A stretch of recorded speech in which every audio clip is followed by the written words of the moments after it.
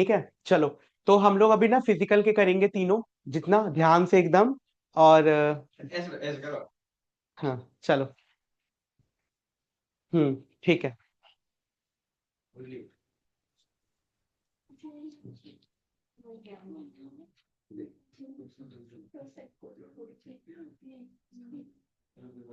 हम्म ठीक है चलो।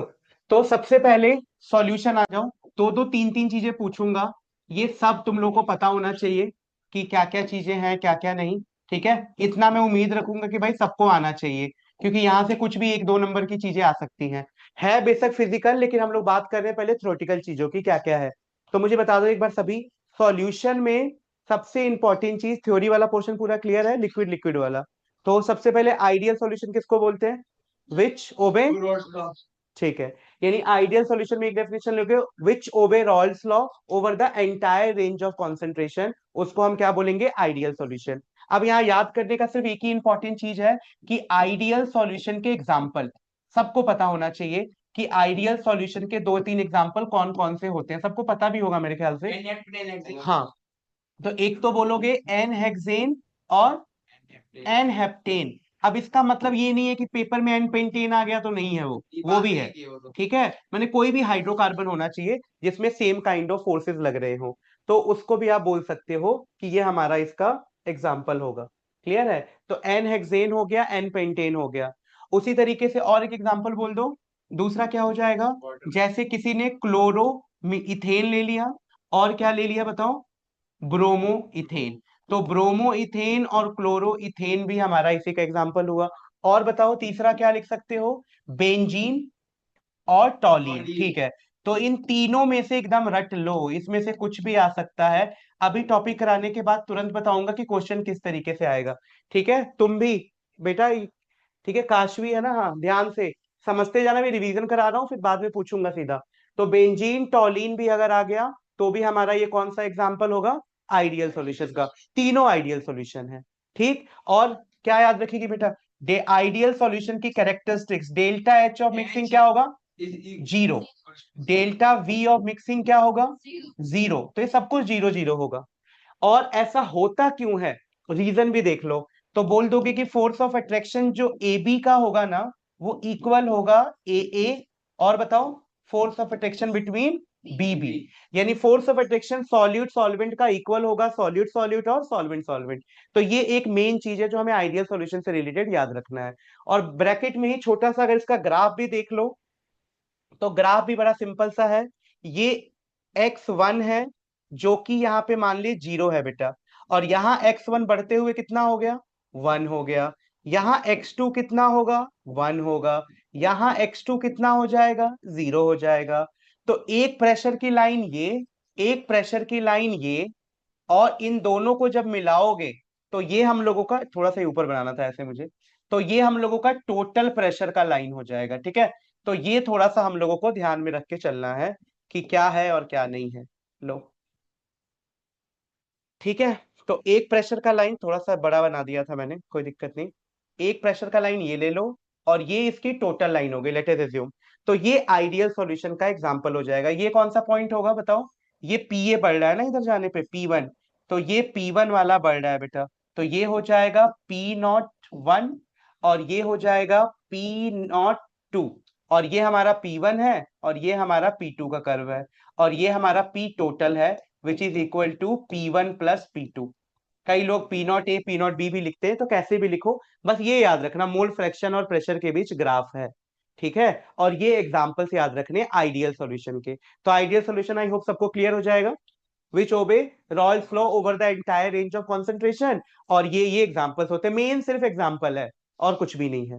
ठीक है चलो, ये मैं भेज भी दूंगा क्लास के बाद पूरा, जिसका थोड़ा बहुत रह जाएगा ना तो बाद में भी लिख लेना। अब सुनो ध्यान से। अब दूसरा आता है हम लोगों का नॉन आइडियल सॉल्यूशन। तो बेटा यहीं पे बच्चे गड़बड़ करने लग जाते हैं, इसी में बोल देते हैं कि नॉन आइडियल सॉल्यूशन में ये है वो है। नॉन आइडियल सीधा ये बोलो, जो रॉल्स लॉ को ओबे नहीं करेंगे। तो जो रॉल्स लॉ को ओबे नहीं करेंगे उसको क्या बोलेंगे? Non ideal solution. अब ये जो नॉन आइडियल सॉल्यूशन होते हैं, ये रॉल्स लॉ को फॉलो नहीं करेंगे, मतलब पीटी क्या नहीं होगा बोल? पीए प्लस पीबी के इक्वल नहीं होगा, यानी डेल्टा एच मिक्स क्या नहीं होगा? नॉट इक्वल टू जीरो, और डेल्टा वी मिक्स भी नॉट इक्वल टू जीरो।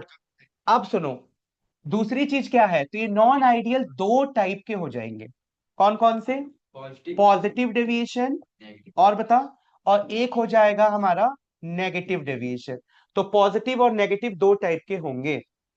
तो ये हो जाएगा पॉजिटिव डेविएशन, और एक हो जाएगा नेगेटिव डेविएशन। अब यहां से एकदम मन लगा के सुन लेना। पॉजिटिव डेविएशन का मतलब ये है, हाँ मतलब यहाँ पे वेपर प्रेशर ज्यादा आएगा then what we expected from the Raoult's law. जितना तू सोच रहा था उससे वेपर प्रेशर क्या आएगा, ज्यादा। तो अगर वेपर प्रेशर ज्यादा आएगा यानी PT is greater than PA plus PB, जितना तू सोच रहा था। अब यार ये ज्यादा आने का रीजन क्या है? तो रीजन में हर जगह यही लिखना है, कभी भी पेपर में आ जाए कि ये पॉजिटिव डेविएशन क्यों शो कर रहा है, ये क्यों, तो एक ही चीज लिखनी है तुम्हें। और रीजन क्या है कि जो फोर्स ऑफ अट्रैक्शन होता है ना सॉल्यूट और सॉल्वेंट का, वो लेस होता है, कम होता है, as compare to force of attraction between solute solute and force of attraction between solvent solvent. तो इनसे कम है। तो अगर फोर्स कम है तो वेपर ज्यादा बनेगा, बस यही याद रखना। अब बताओ नेक्स्ट चीज क्या याद रखोगे बेटा? एग्जाम्पल। सबसे इंपॉर्टेंट ये है, अभी आते हैं उस पर भी। एग्जाम्पल में क्या क्या बोलोगे, बोलो। एक तो है, किसी को याद है तो बता दो, तीन बताने हैं। एसीटोन प्लस कार्बन डाइसल्फाइड, और बता बेटा क्या है, और बता, तन्वी याद आ रहा है कुछ? हाँ, इथेनॉल और एसीटोन, और बता। एसीटोन और एक बोल रही है बेटा, मिथेनॉल और, हाँ, मिथेनॉल और वाटर। तो बेटा ये सारे के सारे एग्जाम्पल रख लो। ये सारे के सारे एग्जाम्पल किसके हैं? पॉजिटिव के। ठीक है, ये तीन ही एग्जाम्पल याद रख लो। Acetone carbon disulphide, ethanol acetone और मिथेनॉल H2O। ये जब भी दिख जाए तुम लोगों को तो आंख बंद करके बोल देना कि ये positive deviation.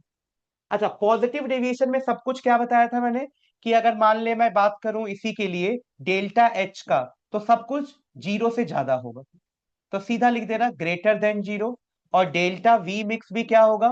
Greater than zero. समझ गए? तो डेल्टा एच मिक्स भी greater than zero, delta we mix भी ग्रेटर देन जीरो। अब आ जाओ नेगेटिव। तुम्हें पता ही है नेगेटिव में क्या करना है, सब कुछ उल्टा कर देना है ना। यानी यहाँ पे पीटी की वैल्यू क्या हो जाएगी? Less than PA plus PB. और रीजन एक ही बोलोगे। रीजन क्या बोलोगे बताओ? कि जो फोर्स ऑफ अट्रैक्शन होता है किसमें? सॉल्यूट और सॉल्वेंट में, वो बहुत ज्यादा होता है as compare to solute solute and solvent solvent, तो ज्यादा होता है भाई। अब एग्जाम्पल बता दो जल्दी, इसका एग्जाम्पल सबसे ज्यादा आता है पेपर में। ठीक है, H2O प्लस HNO3 हो गया एक तो, हाँ बहुत बढ़िया। तो दूसरा हो गया फिनॉल एनिलीन, और बता। बहुत बढ़िया, ठीक है। अगर तू कभी भूल भी जाए ना, तो ये याद रखना दोनों ऑर्गेनिक का एक साथ है, फिनॉल एनिलीन, है ना, ऑर्गेनिक ऑर्गेनिक। और क्या बताया तूने? क्लोरोफॉर्म और एसीटोन। तो ये याद रखना कि सबसे ज्यादा बच्चे गड़बड़ एसीटोन में ही करते हैं। उनको लगता है एसीटोन इधर भी है एसीटोन उधर भी है, तो गड़बड़ कर देते हैं, दोनों को मिक्स कर देते हैं, तो वो मत करना। तो ये नेगेटिव डेविएशन का एग्जांपल रट गया सबको। ठीक है। अब इस पे कैसे क्वेश्चंस आएंगे, एक टॉपिक और उसको बता के फिर पांच छह तरीके की चीजें पूछ देता हूं एक ही बार, फिर ध्यान से समझना, ठीक है? पांचों तरीके की चीज जो होंगी। चलो। हाँ भाई, तुम लोग समझ आ रहा है ना? अभी बस रिवाइज कर रहे हैं, कहीं भी डाउट हो ना पूछ लेना मेरे से एक बार, उसके बाद लिखवाऊंगा क्वेश्चंस वगैरह। ठीक है प्रवीण, समझ आ रहा है? कीर्ति, काशवी। यस सर, आ Yes, रहा है। हाँ, yes, sir. चलो गुड। तो ये हो गया तेरा पूरा कहानी हमारा नॉन आइडियल का। अब लास्ट में हम इसके चलते थे सॉल्यूशन की थ्योरी पार्ट की रिवीजन में। तो नेक्स्ट ये मैं भेज भी दूंगा अगर जो नहीं लिख पा रहे हो जल्दी जल्दी, ठीक है? थोड़ा सा जल्दी कर रहे हैं। हाँ, अब अगर तू इनका ग्राफ देख, तो फिर से बना ले बेटा वही आइडियल सॉल्यूशन का ग्राफ। तो अगर तू आइडियल सॉल्यूशन का ग्राफ बना रहे थे, तो क्या आ रहा था? चल एक्स से ले लेता हूं। X is equal to zero, x is equal to one, x B is equal to one, x B is equal to zero. यानी तुझे फॉर्मूला पता है क्या, ये वाला एक, P A is equal to क्या होता है? P naught A into x A. और P B is equal to क्या होता है? P naught B into x B. एक ये फॉर्मूला भी याद रख लेना भाई, न्यूमेरिकल पॉइंट ऑफ व्यू से इंपॉर्टेंट है रॉयल्स लॉ में। और इन दोनों को जब जोड़ देती है बेटा तो क्या फॉर्मूला आ जाता है?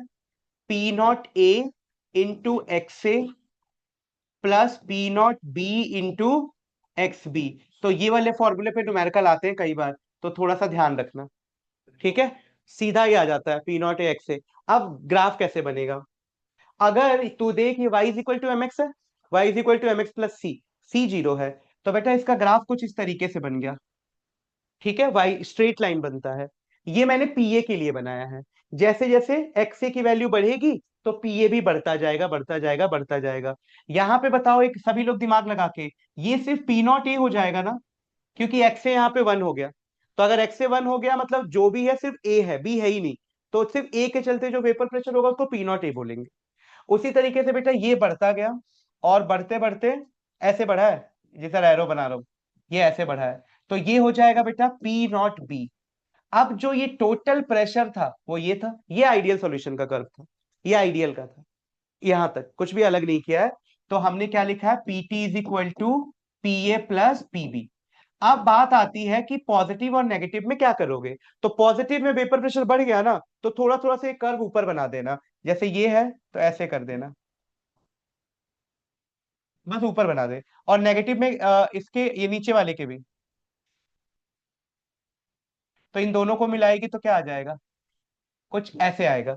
तो पॉजिटिव में सब ऊपर बना देना, नेगेटिव में सब नीचे बना देना, और कोई फर्क नहीं है। याद तेरे को सिर्फ आइडियल का ही रखना है। अगर पॉजिटिव डेविएशन होगा तो डैश डैश डैश करके ऊपर ऊपर थोड़ा सा वेपर प्रेशर बढ़ा दो, और नेगेटिव है तो घटा दो, और कोई फर्क नहीं आएगा। ठीक है, तो अगर पेपर में आता है तो यही बताना है। और इस पॉइंट को पी नॉट बी और पी नॉट ए रखते हैं। जो टोटल प्रेशर होता है वो ए और बी के बीच में होता है। मान ली ए का प्रेशर 300 है, बी का 400 है, तो 300 से 400 के बीच में टोटल प्रेशर आएगा जो भी है। बोल बोल बोल। ठीक है, तो ऊपर बनाओगे पॉजिटिव में और नेगेटिव में नीचे बनाओगे। अगर बनाना हो तो ध्यान से देख लेना, वैसे कुछ ऐसा है नहीं, बट ध्यान रखना फिर भी कि ग्राफ तो ग्राफ है। ठीक है, हो गया।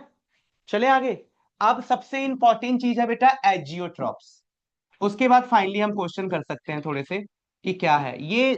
सॉल्यूशन का थ्योरेटिकल पोर्शन है, जिसमें से क्वेश्चन 110% आएगा ही आएगा। ये पक्का 110% है, इसमें से ही कुछ आएगा कंफर्म। तो एजियोट्रॉप्स की डेफिनेशन पहले तो लर्न होनी चाहिए सभी को। तो they are the binary mixtures having same composition in both liquid and vapour phase. Liquid vapour दोनों में सेम होता है। And they boil at a constant temperature just like a pure liquid, है ना, प्योर लिक्विड की तरह boil कर जाते हैं। अब एजियोट्रॉप्स दो टाइप के होते हैं बेटा। एक होता है minimum minimum boiling point azeotropes, ठीक है। और दूसरा कौन सा होता है, एक होता है मिनिमम बॉइलिंग एजियोट्रॉप्स और दूसरा मैक्सिमम बॉइलिंग एजियोट्रॉप्स। तो बेटा यही दो याद रखना है, और कुछ भी याद नहीं रखना तुम्हें। ठीक है, अब सुनना मेरी बात।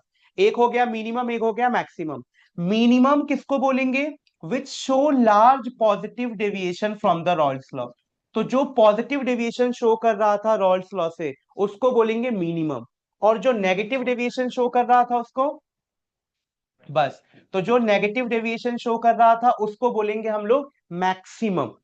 अब ऐसा क्यों, मैक्सिमम बॉइलिंग क्यों होगा, क्योंकि उसमें फोर्स ऑफ अट्रैक्शन ज्यादा है, वही तो था नेगेटिव डेविएशन। तो अगर मॉलिक्यूल में फोर्स ऑफ अट्रैक्शन ज्यादा होगा तो उसका बॉइलिंग पॉइंट भी क्या आएगा, थोड़ा सा ज्यादा रहेगा एज कंपेयर टू दिस। अब इसमें कुछ भी लिखने की जरूरत नहीं है, सारे एग्जाम्पल तुम लोग वही लिख देना जो तुमने पढ़ा था मिनिमम उसके लिए, पॉजिटिव डेविएशन के लिए। और इसमें सारे एग्जाम्पल वो लिख देना जो तुमने पढ़ा था नेगेटिव डेविएशन के लिए। समझ आया? और एक और इंपॉर्टेंट चीज जो नोट करके लिख लो, azeotropes can not be separated by fractional distillation. Fractional distillation से आप इसको सेपरेट नहीं कर सकते हो। तो ये क्वेश्चन कभी भी आ सकता है, तो ध्यान रखना। बोलो क्यों, क्योंकि डेफिनेशन यही थी, they are the binding mixture having same composition liquid vapour phase and they boil at a same temperature. तो दोनों लिक्विड अगर सेम ही टेम्परेचर पे बॉईल करेंगे तो फ्रैक्शनल डिस्टिलेशन नहीं होगा। फ्रैक्शनल डिस्टिलेशन उसके लिए यूज करते हैं, जैसे मान ले कोई 70 डिग्री पे बॉईल कर रहा है, कोई 100 पे, तो 70 वाला पहले निकल जाता है और 100 वाला बच जाता है, तो दोनों को सेपरेट करते हैं, है ना। तो फ्रैक्शनल डिस्टिलेशन इसमें लगेगा ही नहीं क्योंकि दोनों का बॉइलिंग पॉइंट सेम है। तो दे can not be separated by fractional distillation method. ठीक है, ये याद रखना है। हाँ हाँ भाई, कीर्ति, काशवी, ब्रह्मलीन, क्लियर है? Yes yes sir. सर। हाँ बेटा, बीच में कोई भी डाउट हो तो अनम्यूट करके पूछते रहना। हमें तुम्हें तो तुमने ओके। सुनाया था ना मेरे को सारा। प्रशांत तुमने तो सुनाया था इस दिन में सारा, तो जस्ट एक बार गो थ्रू कर देना है ना अच्छे से बेटा। चलो, तो this are the minimum boiling as of, they are the maximum boiling as of, example भी लर्न हो गए और they can not be separated from the fractional distillation. अब मैं पांच पांच क्वेश्चन पूछ रहा हूँ, मुझे बताना इन सभी टॉपिक से ही है, और एकदम नॉर्मल बताएगा भाई तू पहले। जैसे मान लो हमें एक तो पेपर में ये हुआ कि सीधा आ गया what is ideal non ideal azeotrope, दूसरा सीधा ना आके ऐसे घुमा के आएगा। जैसे किसी ने बोला कि हमने, तू बताएगा पहले, हमने 50 ml एक लिक्विड ए लिया, दूसरा भी 50 लिया, दोनों को मिलाने पे रिजल्टेंट 100 से ज्यादा आ रहा है, कौन सा डेविएशन होगा? पॉजिटिव। सही, क्योंकि 100 से ज्यादा आया, वॉल्यूम क्या हुआ, बढ़ गया। तो अगर वॉल्यूम बढ़ गया तो उसको क्या बोलेंगे, पॉजिटिव डेविएशन। बहुत बढ़िया। और उसके बारे में सब कुछ लिख देगा, बस पहचानना है पॉजिटिव, उसके बाद तो पूरा लिख दे, क्योंकि तेरे को पेपर में ज्यादा लिखना नहीं है, तुझे पता है ना, तेरा लिमिटेड चीज है, उसी को बार बार लिखना है बस। अब मान लो ऐसा कोई लिक्विड आ गया, ऐसा क्वेश्चन आया कि हम लोगों ने फिनॉल और एनिलीन को मिक्स किया, तो 50 ml फिनॉल लिया, 50 ml एनिलीन लिया। फिर से पूछ रहा हूं, 50 ml फिनॉल, 50 ml एनिलीन, दोनों को मिक्स किया तो रिजल्टेंट वॉल्यूम 100 से ज्यादा आएगा, 100 से कम आएगा, 100 के इक्वल आएगा? 100 से कम आएगा, क्योंकि तेरा दिमाग कहां लगा कि दोनों नेगेटिव डेविएशन शो करेंगे। ठीक है, तो ऐसे क्वेश्चन आएंगे तो कर दोगे। पूछ वो आइडियल नॉन आइडियल ही रहे, लेकिन थोड़ा घुमा फिरा के आएगा। ठीक है, तो एकदम ध्यान से समझना। तो यही क्वेश्चन इसमें आते हैं। अगला, समझ गए ना लॉजिक का? अगला बेटा एक और क्वेश्चन सुन। और क्वेश्चन क्या, बाकी इनमें से तो कुछ भी आ जाएगा तो तुम कर ही दोगे, ये तो बात ही नहीं कर रहा हूं। दूसरा क्वेश्चन ये आएगा कि एक लिक्विड है जिसका, एक लिक्विड है, फिर से वही एग्जांपल फिनॉल।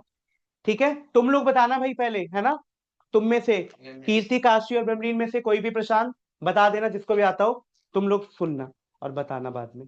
तो मान ले एक लिक्विड फिनॉल है, एक लिक्विड एनिलीन है। फिनॉल का टेम्परेचर दे रखा है 60 डिग्री, एनिलीन का भी टेम्परेचर दे रखा है कुछ 50 डिग्री, दोनों को मिलाया तो boiling point of the solution क्या आएगा? बता बेटा। एक का टेम्परेचर 50 दे रखा है, एक का 60 दे रखा है, और जब दोनों को मिला रहे, एक फिनॉल है और एक एनिलीन है, लेट अस अज्यूम एक एनिलीन है, मैंने कुछ भी उल्टा सीधा लिख दिया लेकिन इसका कोई मतलब नहीं है। फिनॉल और एनिलीन है, इसका टेम्परेचर 50 डिग्री सेल्सियस, इसका 60 डिग्री सेल्सियस, दोनों को मिलाया तो रिजल्टेंट का टेम्परेचर क्या होगा? 60 से ज्यादा, 60 से कम, 60 के इक्वल, या 60 नहीं? कुछ सोच लो तुम लोग भी। हाँ भाई बता, फिनॉल एनिलीन कौन सा डिविजन शो करते हैं? बताओ भाई, ब्रह्मलीन, कीर्ति, जल्दी। काश्मीर। नेगेटिव। तो नेगेटिव डेविएशन में कौन सा एजियोट्रोप शो करते हैं, मैक्सिमम या मिनिमम? मैक्सिमम। तो मैक्सिमम बॉइलिंग पॉइंट आना चाहिए। हाँ जी। तो 50 और 60 को मिलाया तो कितना आएगा, 60 से ज्यादा, 60 से कम? 60 से ज्यादा। हाँ, 60 से ज्यादा तो आएगा, ठीक है, तो 60 से ज्यादा आएगा। समझ गए, 60 से कम बोल रहे थे तुम पहले। ये उसका क्वेश्चन है सैंपल पेपर का, आया हुआ है, अभी करेंगे डिस्कस। तो बोला कि मतलब तेरे को बस एग्जाम्पल पे फोकस करना है।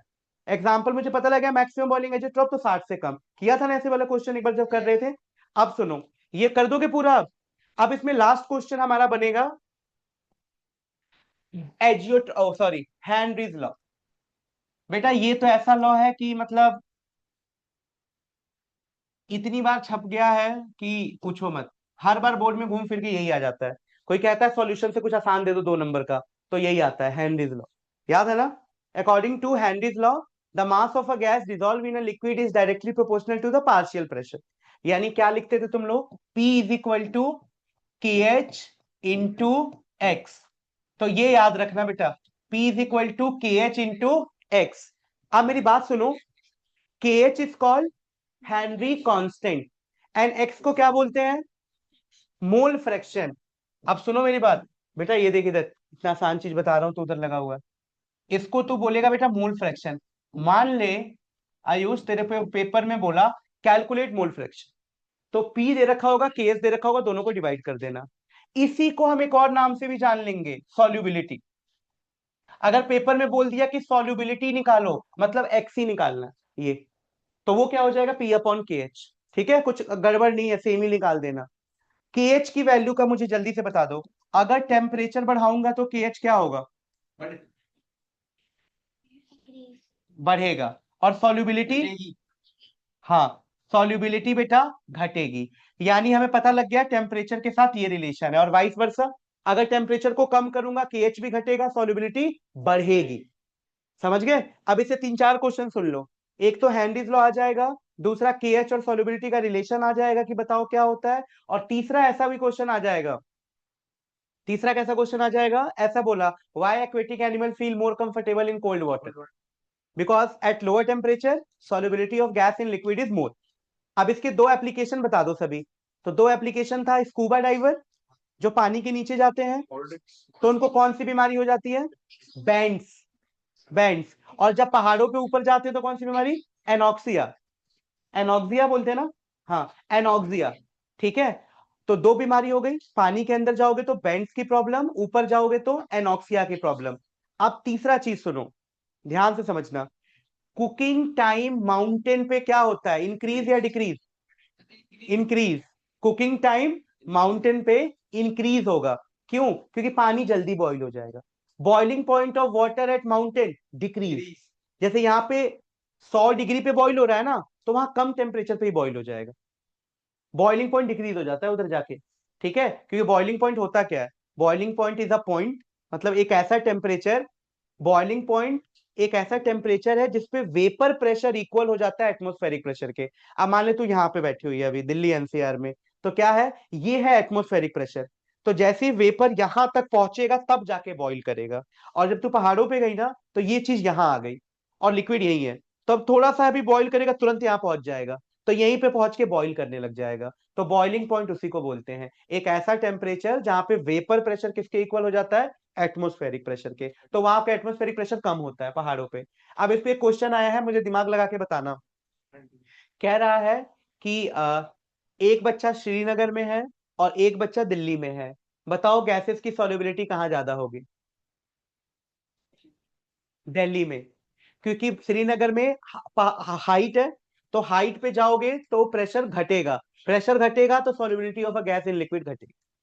ठीक है, तो यहाँ पे जल्दी खुलेगा, वहां पे लेट से खुलेगा। अब यही क्वेश्चन को ऐसे भी पूछा है कि अब मुझे देखना है कि जैसे कोल्ड ड्रिंक की बोतल यहाँ खोलते हैं तो एकदम से फिजेस आउट होता है, तो यहाँ तेज होगा या श्रीनगर में तेज होगा? बताओ।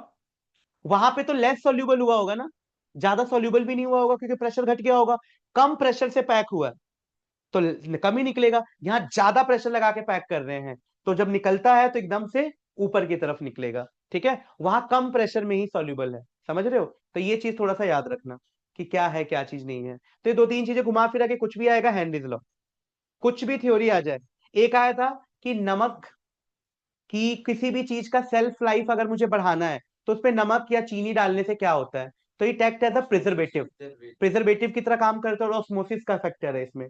ठीक है, तो ऑस्मोसिस से भी थ्योरेटिकल क्वेश्चंस आते हैं, तो वो भी मैं अभी बताता हूँ। यहां तक क्लियर है? हाँ भाई, तुम भी चारों बता दो, कोई दिक्कत है यहां तक तो पूछ लो एक बार। नहीं, अभी नहीं है। ठीक है, चलो आगे। तेरे को कुछ तन्वी बता। नहीं। अब कॉलिगेटिव प्रॉपर्टी सबको पता है, चार ही कॉलिगेटिव प्रॉपर्टीज। अभी सिर्फ थ्योरी वाली बातें कर रहे हैं हम लोग, कॉलिगेटिव प्रॉपर्टीज न्यूमेरिकल तो करनी ही है। तो कॉलिगेटिव प्रॉपर्टी सबको पता है। क्या कॉलिगेटिव प्रॉपर्टी चार होती हैं। सबसे पहले कॉलिगेटिव प्रॉपर्टीज की डेफिनेशन क्या होगी? ऐसी property which depends only on the number of solute, जो सिर्फ नंबर ऑफ सोल्यूट पे डिपेंड करता है। अब मुझे चारों के नाम बता दो एक बार। पहला क्या है? हाँ, एलिवेशन इन बॉइलिंग पॉइंट। अब सुनना मेरी बात, अगर कोई बोल दे boiling point is a colligative property, बोलना नहीं, elevation in boiling point is a colligative property. तो ये एमसीक्यू में आता है। Boiling point is not a colligative property, elevation in boiling point is colligative property. दूसरा बेटा क्या आएगा? डिप्रेशन इन, हाँ, तो डिप्रेशन इन फ्रीजिंग पॉइंट। तो अगर मैं बात करूं डिप्रेशन इन फ्रीजिंग पॉइंट, तो ये भी कॉलिगेटिव प्रॉपर्टीज है। तीसरा बता दो, ऑस्मोटिक प्रेशर, ये भी अच्छी कॉलिगेटिव प्रॉपर्टी है। और लास्ट में कौन सा है? वेयर प्रेशर नहीं, हाँ, relative lowering in vapour pressure, ये भी कॉलिगेटिव प्रॉपर्टीज है। आप छोटा सा फॉर्मूला लिख दो सब लोग ध्यान से।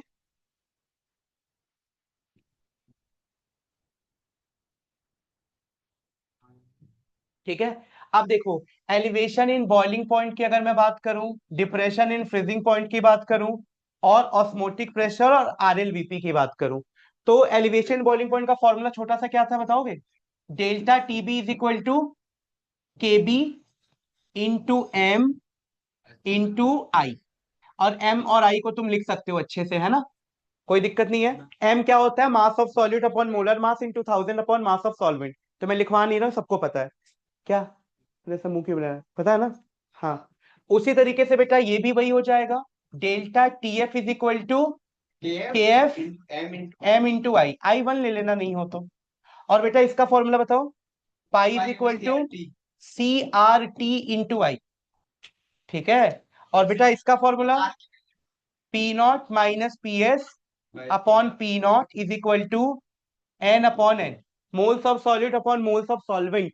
तो तेरे को लिखना भी आना चाहिए, mass of solute upon molar mass. क्या हुआ दिया, चक्कर वक्कर आ रहे तेरे को, भूख लगी है सर? तूने कुछ खाया नहीं ना सुबह से, इसलिए।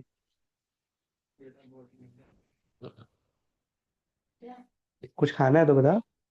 तो P not minus P S upon P not is equal to N upon N. So this is how we can write the formula. इसको बोलते हैं relative lowering in vapour pressure. ठीक है। अब मान ले तेरे को पेपर में सिर्फ इतना बोल दिया, calculate relative lowering in vapour pressure, मतलब ये पूरा निकाल रही है। तेरे को बस इतना सॉल्व करके जो भी आंसर आएगा, इस पूरे को ही बोलते हैं आरएलवीपी। और सिर्फ बोल दिया लोअरिंग इन वेपर प्रेशर निकालो, यानी इतना निकालना है, इस पी नॉट को इसमें मल्टीप्लाई कर देना। हाँ हाँ। और यहाँ पे आई भी होता है, समझ आया? तो relative lowering in vapour pressure बोलेगा तो पूरा निकालना है, मतलब इतनी की वैल्यू निकाल दो बस। और अगर बोलेगा तन्वी कि सिर्फ लोअरिंग इन वेपर प्रेशर निकालो, तो पी नॉट को बेटा उधर ले जाना है ना, मल्टीप्लाई कर देना, और कुछ नहीं करना। तो इस तरीके से हम इसको कैलकुलेट कर सकते हैं। अब इसमें सबसे इंपॉर्टेंट थ्योरी बनेगी सिर्फ इससे, ये तुम्हें पता है ना, ऑस्मोटिक प्रेशर से इससे सबसे ज्यादा थ्योरी बनेगी क्या? एक तो तुम सबको पता है ऑस्मोसिस पे थ्योरी बनती है। अब तुम इसमें क्या क्या चीजें याद रख सकते हो, जरा सुनना ध्यान से। सबसे पहले ऑस्मोसिस में बेटा एक वैल्यू याद रख लो, 0.9% weight by volume of NaCl। ये स्टैंडर्ड सॉल्यूशन होता है। क्या होता है ये? स्टैंडर्ड सॉल्यूशन होता है। किसका? तो ये हमारा स्टैंडर्ड सॉल्यूशन होता है, जो इंजेक्शन लेते हैं, इंट्रावेनस इंजेक्शन के लिए स्टैंडर्ड सॉल्यूशन है। अगर कंसंट्रेशन तूने 0.9 से ज्यादा किया, मान ले तूने बेटा कर दिया 1.4%, तो क्या होगा? हाइपरटोनिक। क्या होगा? ये रट लो तुम, ये बहुत काम की चीज है। तो बेट ये बताया था, एकदम रट ले, हर बार आया हुआ है 2 नंबर में। ये तेरे को स्टैंडर्ड वैल्यू रखनी है, 0.9 वेट बाई वॉल्यूम। जो भी हम इंजेक्शन देते हैं किसी को, इंट्रावेनस इंजेक्शन, तो उसका कॉन्सेंट्रेशन ये होना चाहिए स्टैंडर्ड।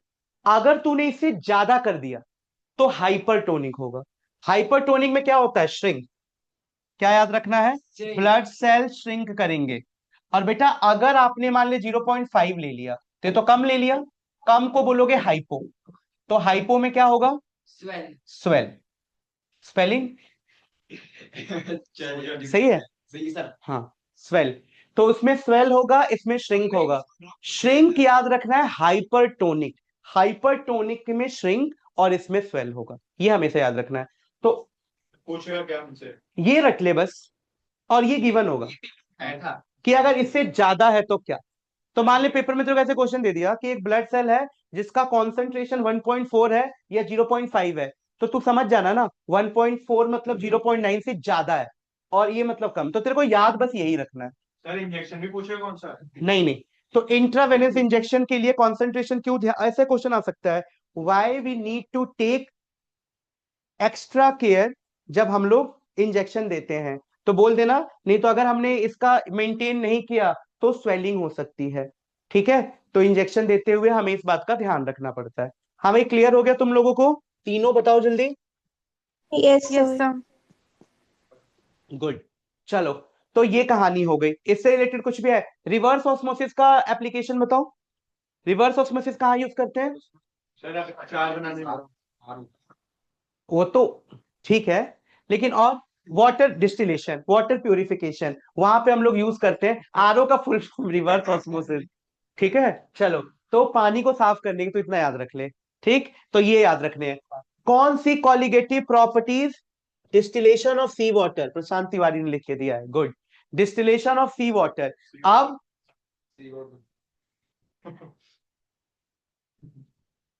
ठीक है, अब 1.4 और 0.5 ये हम लोगों को याद रखना है। अब मैं कुछ अच्छा चीज बोल रहा था, भूल गया। हाँ, एक और लास्ट क्वेश्चन इससे क्या बन सकता है बेटा, इससे ज्यादा कुछ नहीं। Which colligative properties is use to find the molar mass of protein? तो ऑस्मोटिक प्रेशर। ठीक है, ऑस्मोटिक प्रेशर यूज होता है मॉलिक्यूलर मास ऑफ प्रोटीन निकालने के लिए। क्यों? क्योंकि ये रूम टेम्परेचर पे होता है, 25 डिग्री। अगर तूने एलिवेशन इन बॉइलिंग पॉइंट से भी मॉलिक्यूलर मास निकल जाएगा, पर वहां पे टेम्परेचर कितना होता है, 100 डिग्री। उतने में प्रोटीन मर जाएंगे, मतलब प्रोटीन डिस्ट्रॉय हो जाएंगे। तो प्रोटीन रूम टेम्परेचर पे होंगे, टेम्परेचर बढ़ाओगे तो खत्म हो जाते हैं। इसीलिए प्रोटीन का मोलर मास निकालने के लिए कौन सी कॉलिगेटिव प्रॉपर्टी यूज करोगे? ऑस्मोटिक प्रेशर, ये रट लेना है। क्लियर है? कीर्ति बता जल्दी। Yes sir. हाँ, बस खत्म। तो बेटा इसमें तो इतना ही थ्योरी है। अब एक टॉपिक और रह गया इसका, वो भी बताता हूं बेटा। Last, van't Hoff factor.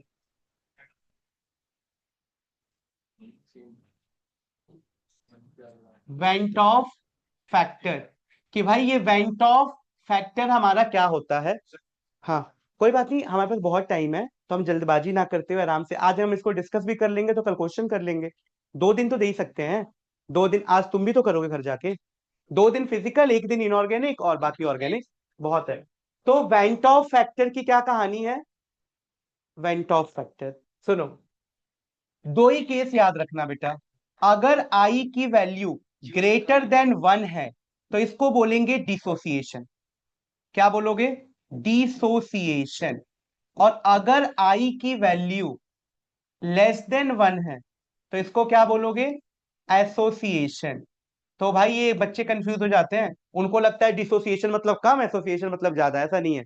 डिसोसिएशन मतलब टूटना, तो टूट के ज्यादा टुकड़ों में टूटेगा, तो एक से ज्यादा। तो चेयर चेयर खेल रहे हैं, ये सब इतना इंपॉर्टेंट चल रहा है। तो डिसोसिएशन मतलब एक से ज्यादा, एसोसिएशन मतलब एक से कम।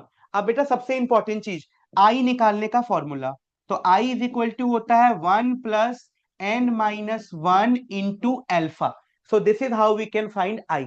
आई is equal to 1 + n - 1 into alpha.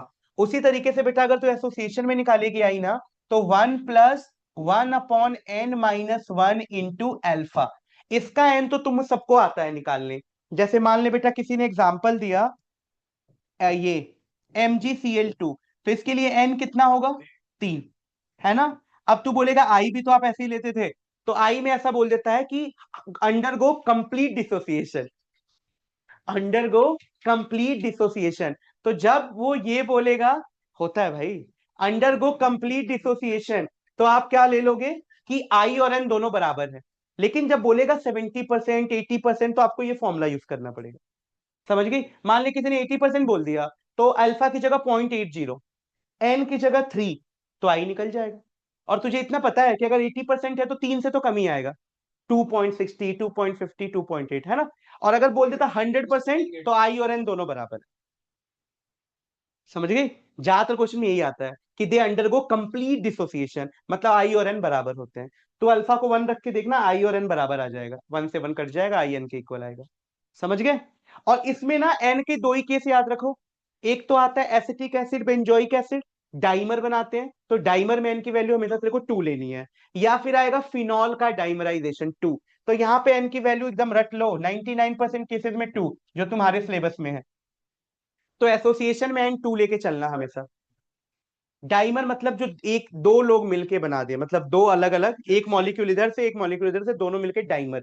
जैसे ये देख, ये AlCl3 है, तो इसका डाइमर होगा Al2Cl6। तो जब ये अपना बॉन्ड कंप्लीट करने के लिए दूसरों के साथ मिल जाते हैं, तो उसको डाइमर बोलते हैं। तो अपने में दो डाइमर का मतलब ये दो, एन की वैल्यू 2 ले लेना। तो अपने में सिर्फ डाइमर वाला ही केस है, तो ज्यादा दिमाग मत लगाना, हो जाएगा ये। अब एक बात बता, अगर पेपर में सब कुछ गिवन है और बोलता है predict the nature of solute, predict the, last में इतना गिवन होगा, predict the nature of solute, तो तुम्हें आई निकालना, इसका मतलब। और आई निकाल के देखोगे वैल्यू, अगर आई की वैल्यू 1 से कम आई, तो बोल देना सॉल्यूट इज एसोसिएटिंग, मतलब एसोसिएटिंग नेचर का है, एसोसिएशन होगा। और आई की वैल्यू एक से ज्यादा आगे तो क्या बोलेगी कि डिसोसिएशन होगा। तो नेचर ऑफ सॉल्यूट का मतलब होता है आई निकालना। समझ आया? पक्का? तो मुझे नहीं लगता सॉल्यूशन में इससे ज्यादा है कुछ। समझ गए? इससे ज्यादा कुछ भी नहीं है सॉल्यूशन में। तो यही वाली चीज सॉल्यूशन में हम लोगों को याद रखना है कि क्या है क्या नहीं है। हाँ, बताओ भाई, कोई डाउट यहां तक? No sir. रिवाइज हो गया? हाँ जी सर, हो गया। वो सैंपल पेपर जो मैंने दिया था लाए हो? सबको दिया था ना एक एक? तीनों निकाल लो, उस दिन जो प्रिंट करके दिया था। कोई बात नहीं,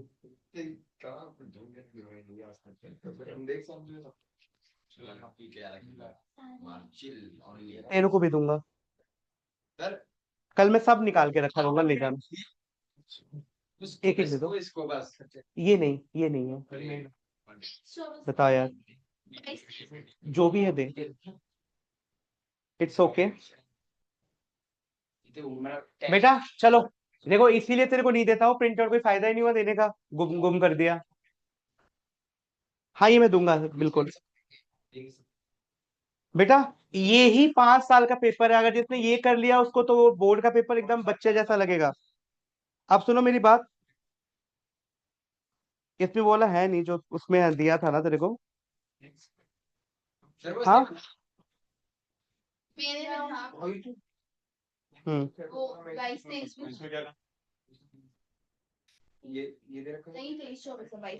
हाँ, उसमें बहुत सारे थे। चलो एक क्वेश्चन तो इसमें भी है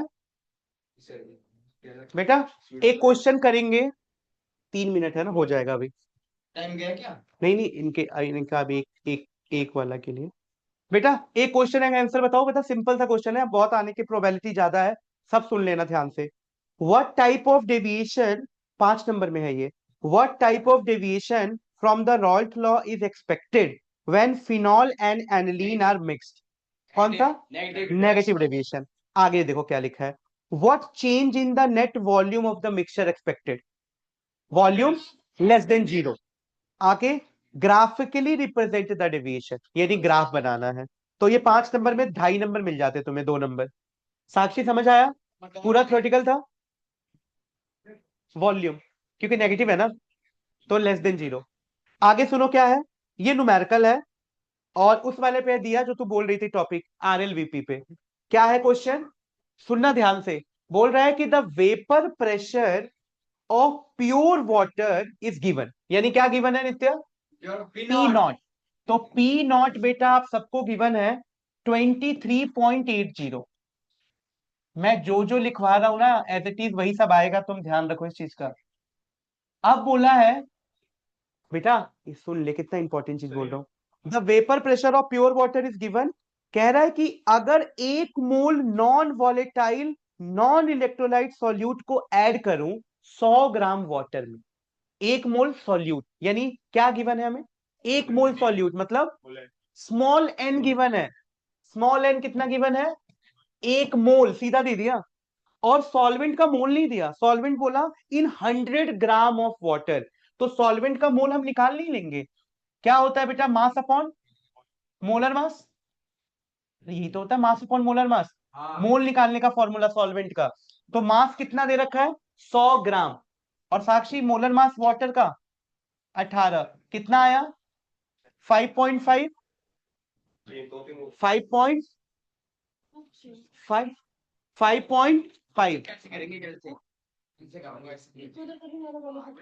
5.5।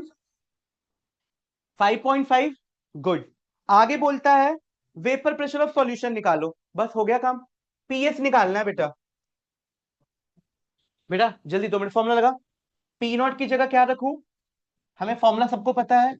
P nought P S, P not is equal to, हाँ, एन अपॉन कैपिटल एन। तो बेटा पी नॉट की वैल्यू क्या रखूं? 23.80 माइनस पी एस। बेटा यही फॉर्मूला लगा के निकाल देना अभी, ठीक है? फिर रिज्वाइन करना। और पी नॉट की जगह 80, एन की जगह 1 और इसकी जगह 5.5। पी एस निकाल दो, यही आंसर। निकाल लो बेटा।